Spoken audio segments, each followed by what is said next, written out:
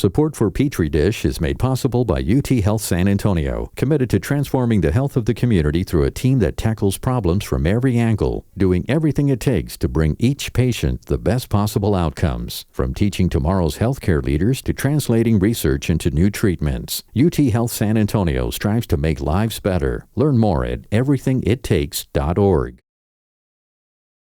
Hi, Petri Dish people. It's Bonnie, and sometimes between shows, I learn something I'd love to share with y'all. As a reporter with Texas Public Radio, I produce news stories that air on the radio in between podcast episodes, and we've decided we're going to share some of those with you, too, as we work on them.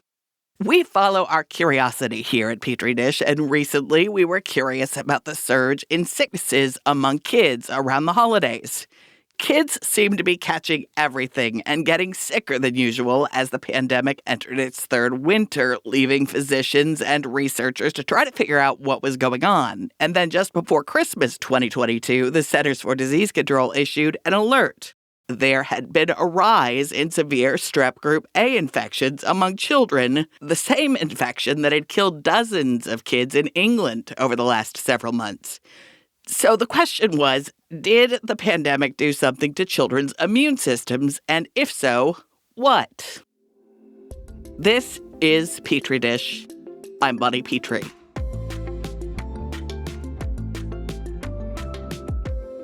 At first, people claimed the tools we'd use to protect ourselves against COVID had left us vulnerable to other infections.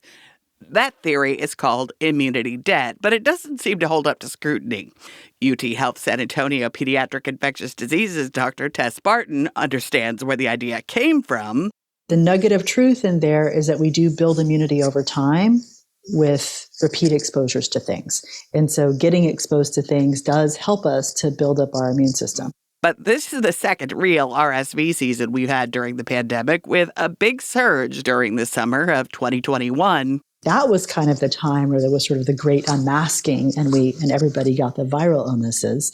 Now we're past that, right? We've already been through that. We should have some immunity from that, and we're having it again. The debt should have been paid last year, but the surge this year is even greater. Some experts suggest what is actually occurring is what they're calling immunity theft. And so the concept is that you have this, temporary immunodeficiency that happens after you get an infection. Research has found that having COVID specifically, even a mild case, can interfere with your immune function for at least 8 months, leaving you vulnerable. Barton says she's seeing kids this year who get a viral infection, usually COVID. And then it's just like boom, boom, boom, one infection after another. I can't tell you how many kids I've seen who've had like COVID and strep, one right after the other. COVID and Epstein-Barr virus, one right after the other.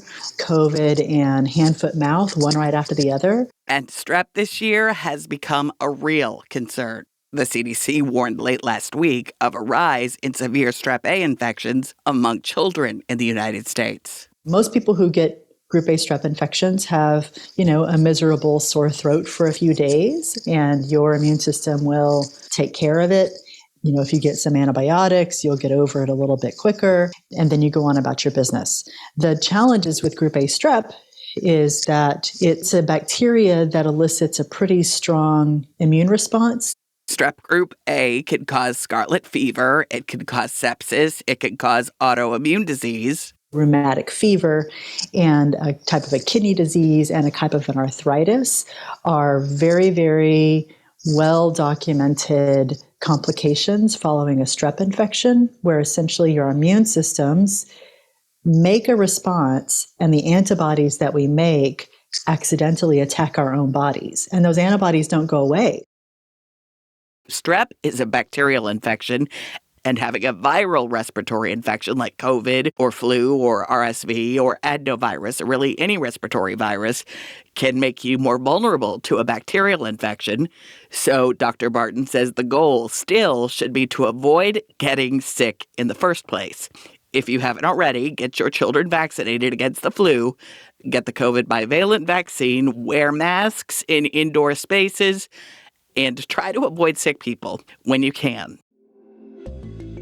Petri Dish is underwritten by UT Health San Antonio, and we often speak to nurses, doctors, scientists, and researchers there for expertise and insight into the subjects we cover, but neither UT Health nor any of its employees influence the stories we choose to tell or how we tell them. Petri Dish is a production of Texas Public Radio. I'm Bonnie Petrie. Talk to you soon.